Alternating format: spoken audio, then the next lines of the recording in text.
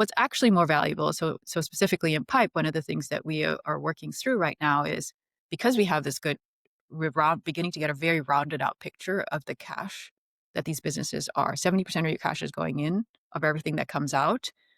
What can we do uniquely for a following problem, which I think business owners are not even necessarily not realizing that they have, and they're sucking it up in a sense, which is, 4 hours of chores of how do I figure out when I'm going to be short on my payroll? Yeah, I love Because this. This yeah, is this yeah, is a big problem. This is a big yeah. problem, and And I don't think traditional, products have done this before. But that's a really great point, and I love the fact that you are not just thinking about the broad, strokes of customers, but these niche industries and how business owners function with their cash in their own world.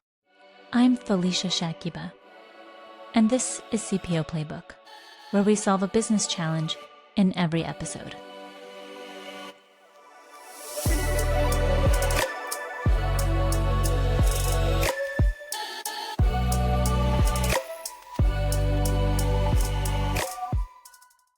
We're diving into one of the most urgent questions facing product leaders.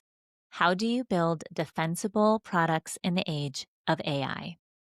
Our guest, Claurelle Rekipovich, brings a global perspective, raised in Thailand, now leading product strategy in Silicon Valley, and is at the forefront of applying AI in practical, high-impact ways.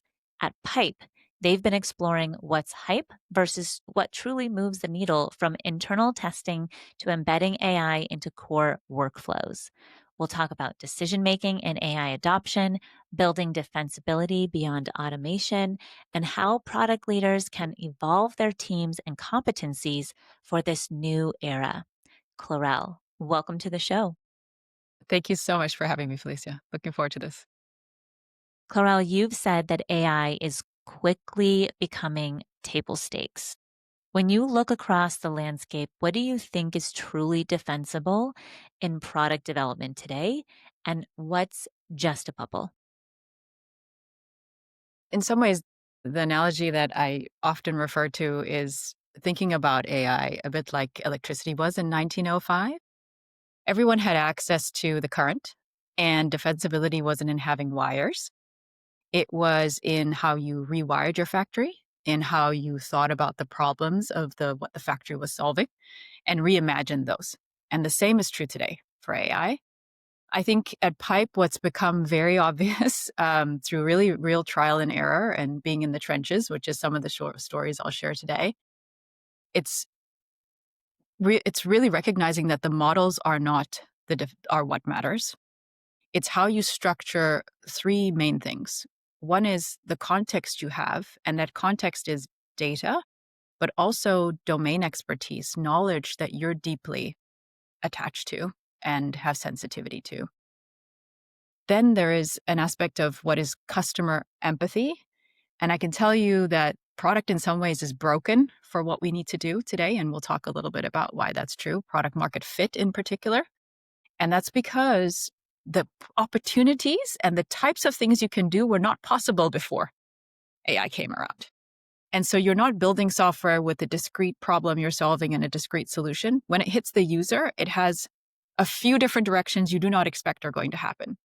And so the level of empathy and of customer attachment on the research is really raising the bar, I'd say, for product folks.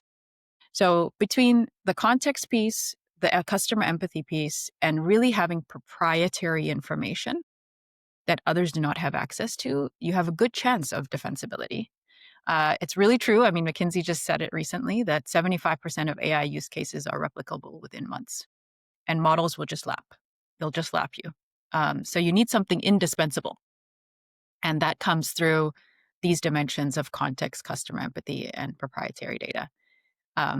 Those are the things you need as a moat, but I'd say there are many things you need as a how as well, which we can get into later as well, which is much more about how do you audit what on earth is going on? Because there are unpredictable things that happen. So let's get into that. Yeah, let's get into that. I feel like there's so much that you shared already, but maybe you could share a story of when you saw a company misstep by chasing AI too superficially? What's the lesson there for leaders deciding how and when to adopt AI? Yeah, so I mean, I think so. I've been at a version of AI for the last at least 14 years. At Amazon, we started in that a long while ago. More recently, now at Pipe, but in the middle also at an asset management company. And it's a in financial companies as well. You have in many ways you can catch the trend quite quickly. There's a lot of data. There's often money behind that, and I've seen a company in financial services learn a very hard lesson, which is they bought the hype in some ways, very, very quickly hired a lot of top talent engineers, got access to GPT, Claude, and a few other models. Within 6 months, we're looking for something that they could build that was production grade. A classic mistake happened, which was they started to work on very, very, very narrow use cases that actually would, in this scenario, it was investors. The models were hallucinating and providing guidance that was actually faulty. And it's very hard to pick that up. Not only that, it was quite lagged. And so there were even latency issues around it.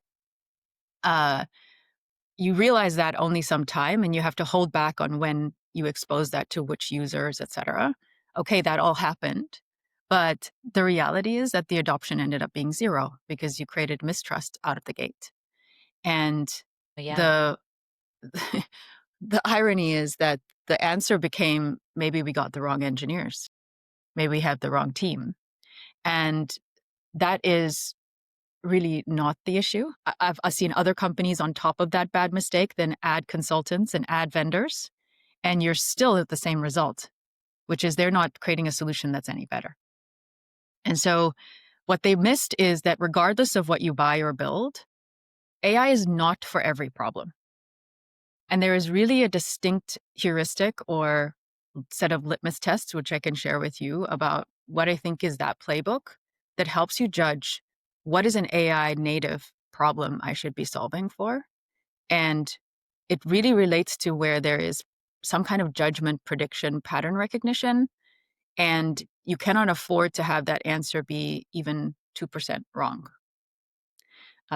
So there is a band there, but I'd say truly in the scenarios I've seen so far, it's almost throw out the kitchen sink because it's not working or try to add add more things to bolt on related to AI when actually the problem itself first needs to be defined very, very concretely and assess whether or not AI is truly the type of solution you need for this. The simple way to say it is if it's quite deterministic, that's not really what AI is set up to do. It's really set up to give you that gray range on some of the things that you're looking at and assess harder judgment pieces of context. So we can get into some examples of that, but it's pretty expensive to make that Yeah, mistake. I can imagine, So, I have empathy just for the product leaders because I also feel like customers are constantly coming to businesses and asking, "What are you doing with AI?"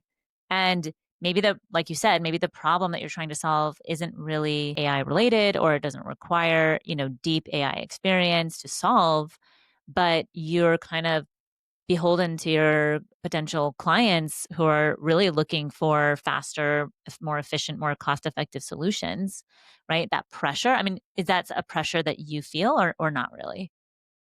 absolutely. I felt it just by the fact that there is so much optical value in some way today to saying that you're doing AI.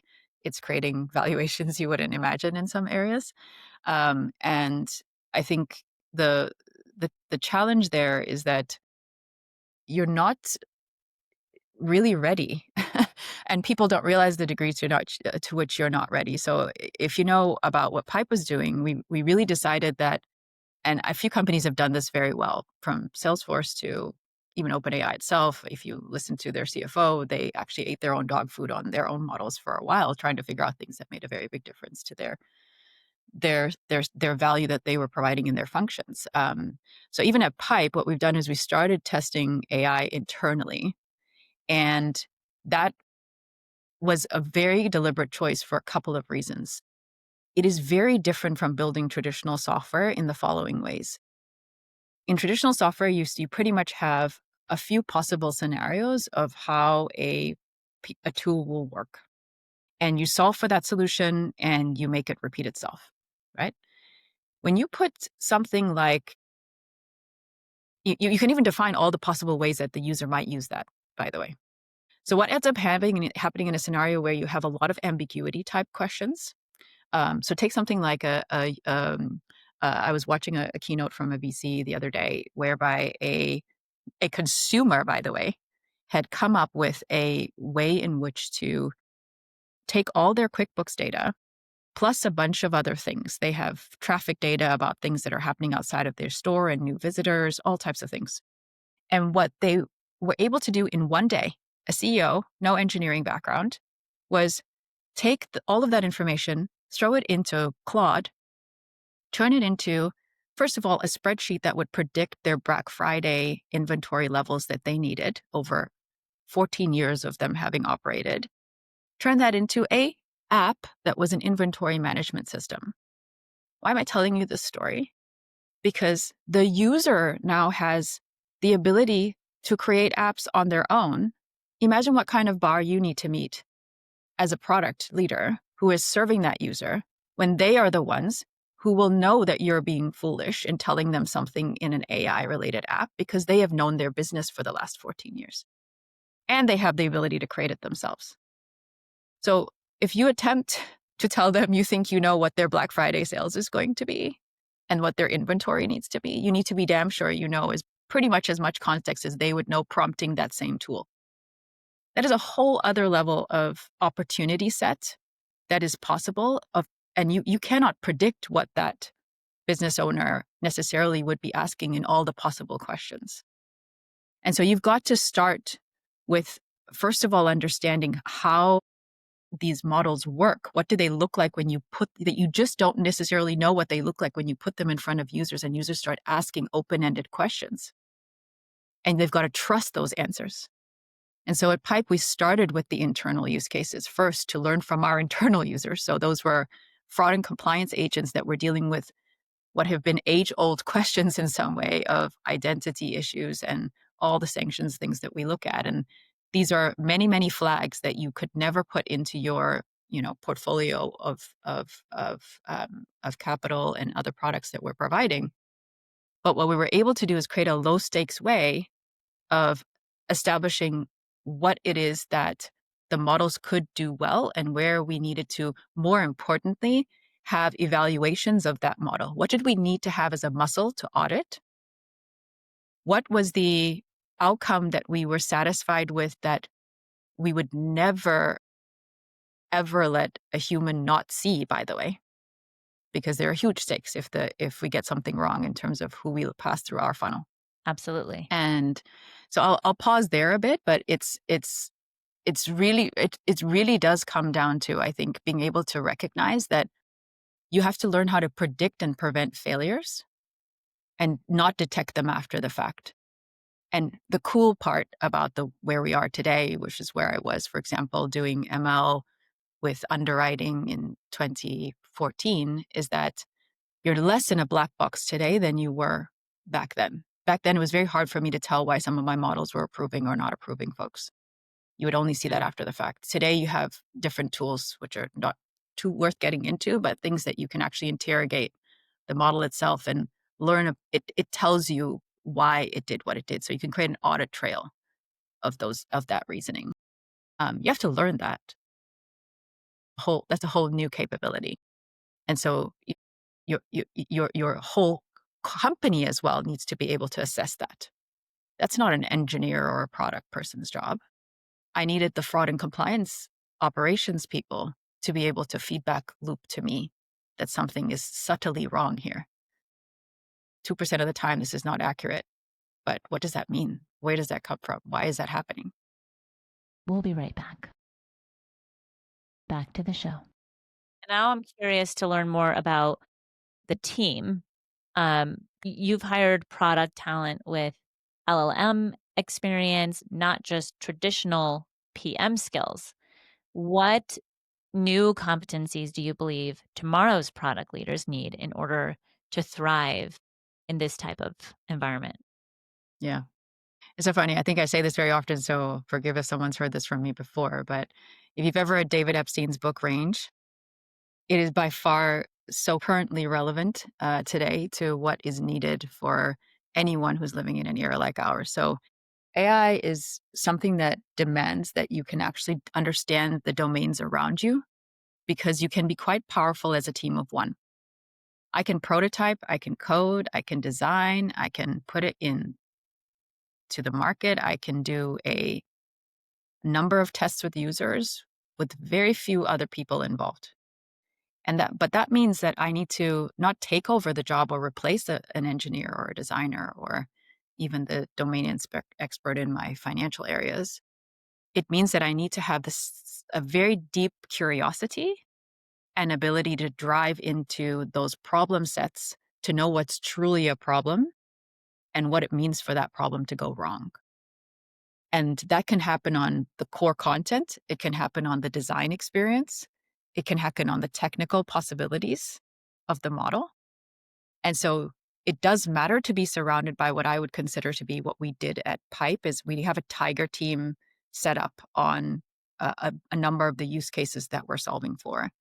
And that tiger team is a tight team of literally only 3 people. And those 3 people are a very deep person who we actually came through our acquisition of Glean AI, where he's been doing a lot of large language model work adapted into true outcomes for customers. Hmm.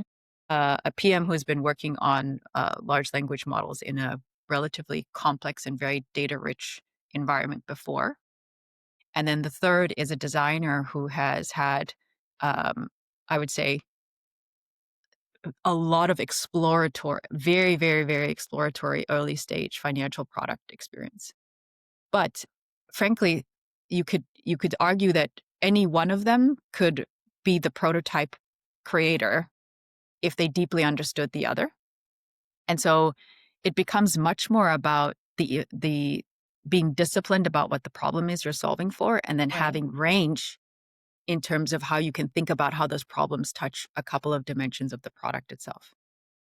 With a designer, someone with a data rich background, someone with LLM experience, that's a very small team.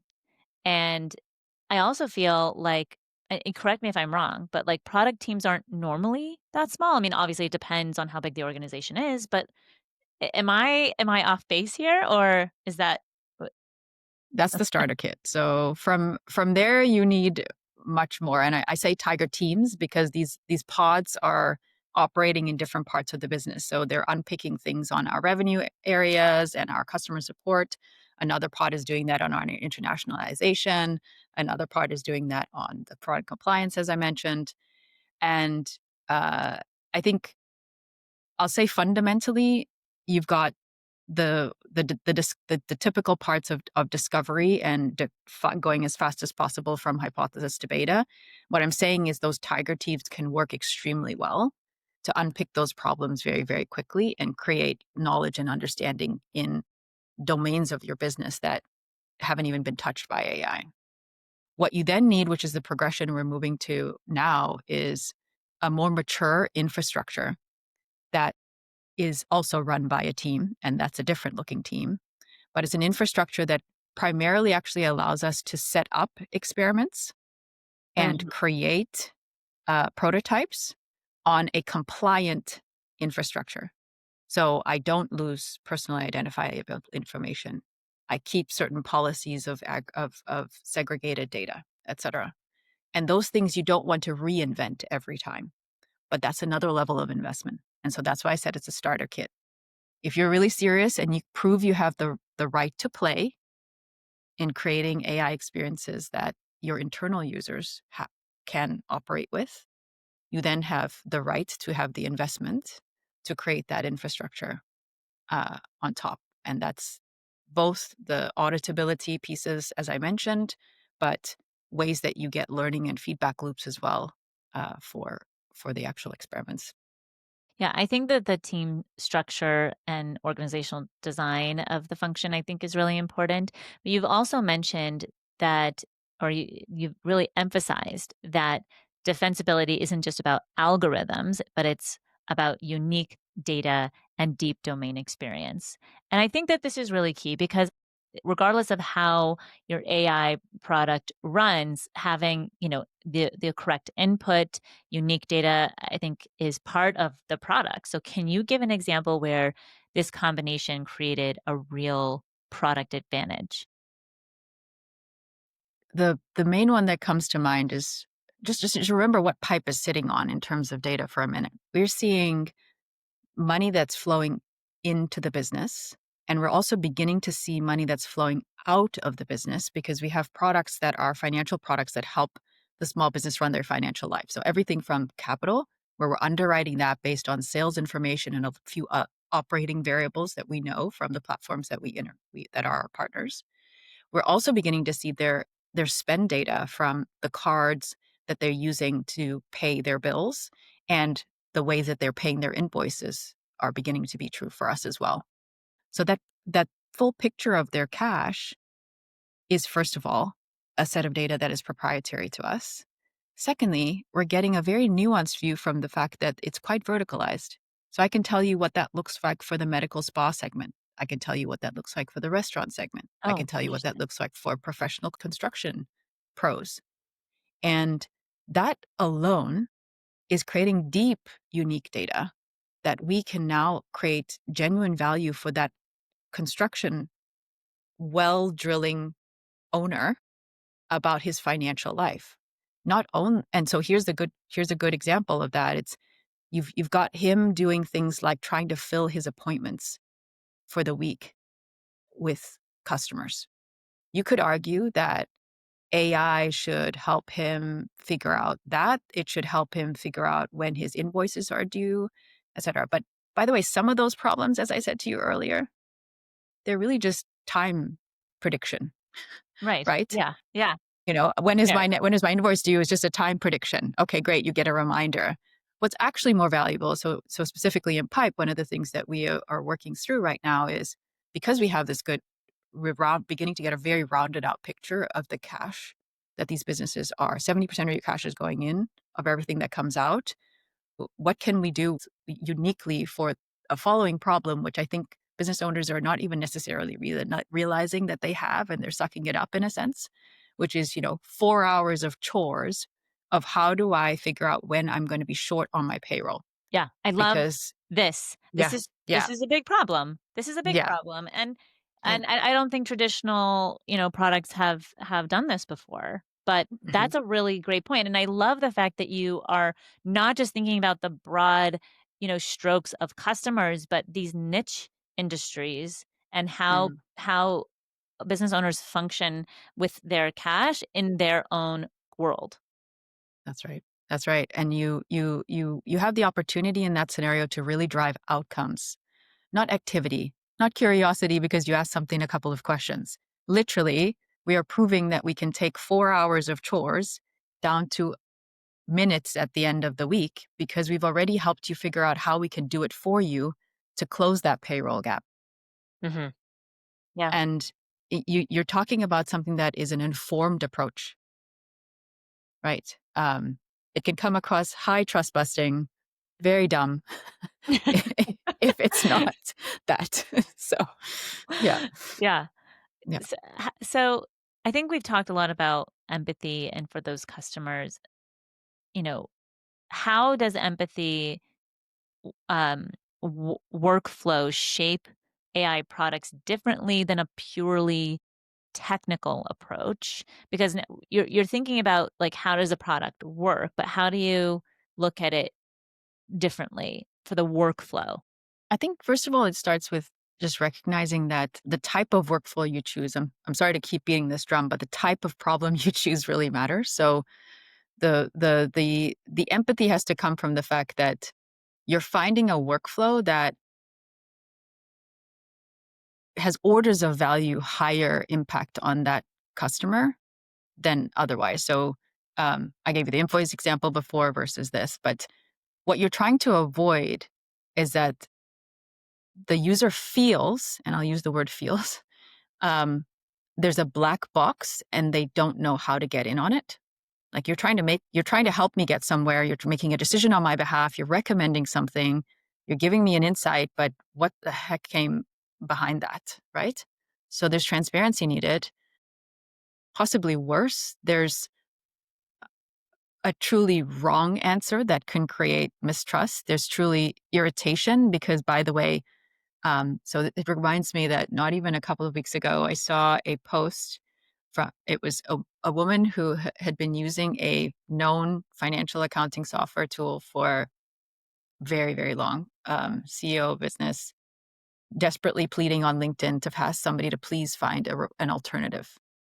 And the reason is because this company had added AI Copilot to her interface.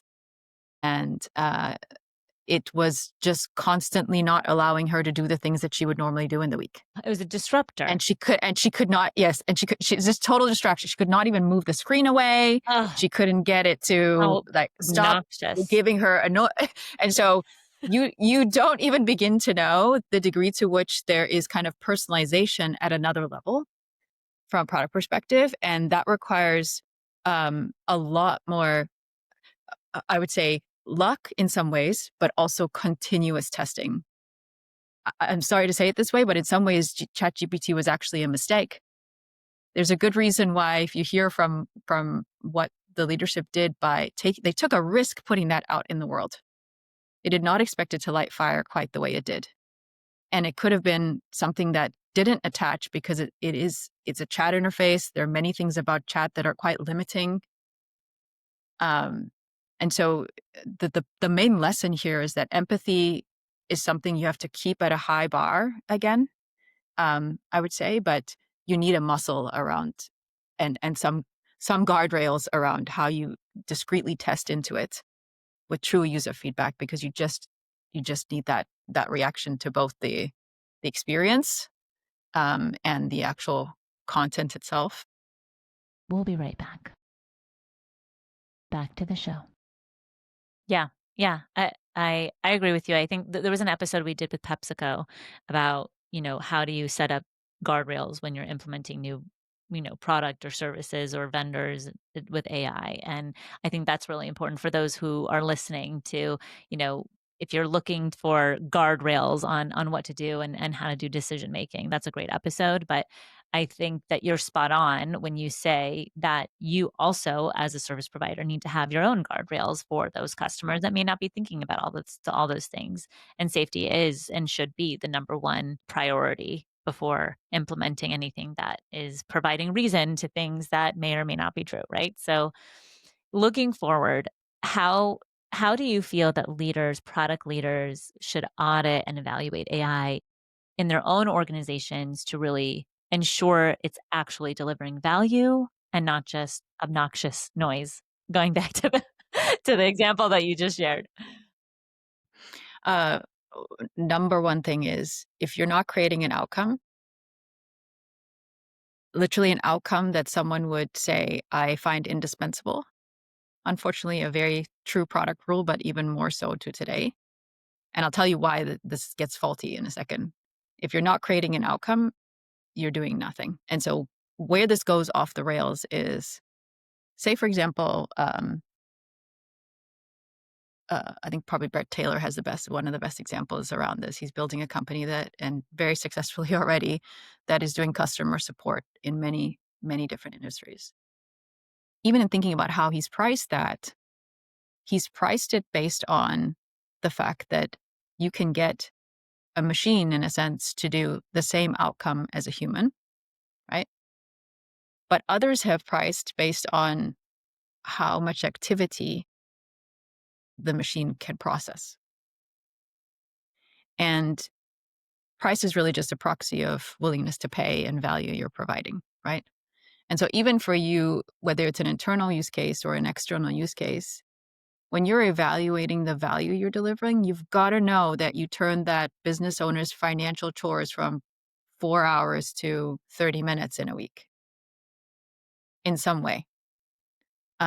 You've got to know that fraud and compliance agent that you created, while it didn't, by the way, for us, we have not gone to the point where we've handed over that. What has become very critical is knowing the juncture on which you do let the machine do as much of the analysis itself and create that transparency that you can then audit and the recommendation so that the human ultimately can make a choice there. We haven't actually gone all the way.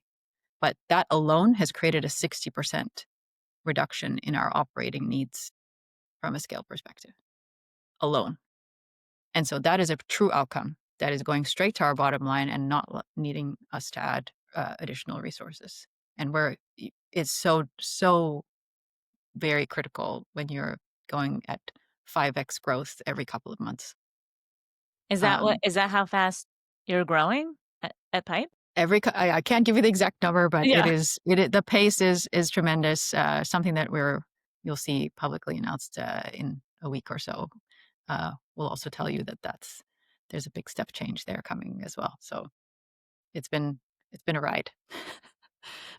You're just starting, and I'm just starting, like that's that's the tagline. Well, Claurelle, I think you are just a brilliant product leader. I think what you've shared today, I really hope that product leaders hear it and they take it seriously. I think that one, smidgen or subtle misstep from that road that you've shared can be extremely costly. Building the wrong thing, creating the wrong experience, or mistrust. Those are true risks of building AI products, among others. And I think, what you've shared today it's phenomenal. Anybody who listens to you speak is just truly, truly be grateful that you've shared that with us today. So thank you for paving the path. I mean, what an amazing job you guys have done at Pipe. So thank you so much for being here with us. Absolutely. Just enjoy the conversations with you, Felicia. So really would do it over and over again. Check back in. That. Things are I know we're going for going coffee on. So soon.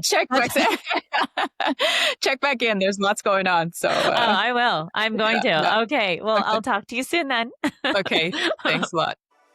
If today's episode captured your interest, please consider sharing it with a friend and leaving a review.